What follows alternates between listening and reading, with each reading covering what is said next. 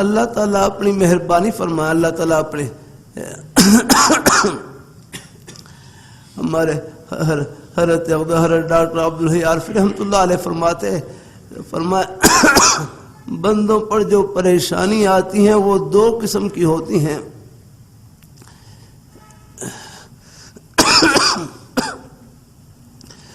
ایک پریشانی تکلیف اللہ تعالیٰ کے قرب کا ذریعہ ہوتی ہے، اور ایک پریشانی تکلیف اللہ تعالیٰ کی ناراضی کا ذریعہ ہوتی ہے.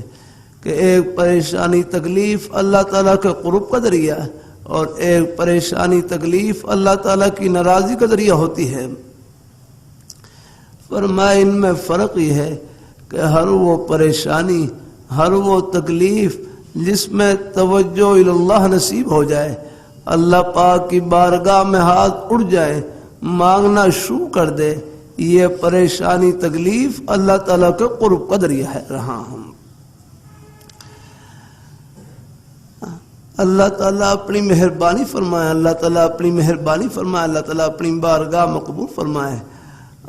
ہاں، ہر وہ پریشانی، ہر وہ تکلیف ہے جس میں توجہ اللہ نصیب نہ ہو، زبان پر شکوہ شکایت ہو، بے صبری کا مظاہرہ ہو، ہاں وہ خطرے کی چیز ہے. اللہ تعالیٰ سب کو اللہ عافیت نصیب فرمائے.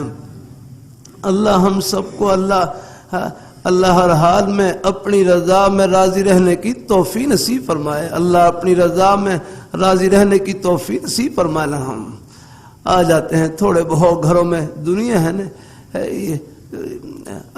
یہاں اللہ نے دونوں نمونے رکھے ہیں، نہ یہاں خوشی ہمیشہ کے لیے نہ تکلیف ہمیشہ کے لیے، بلکہ دونوں میں امتحان، خوشی میں شکر کا اور تکلیف میں صبر کا رہا ہوں.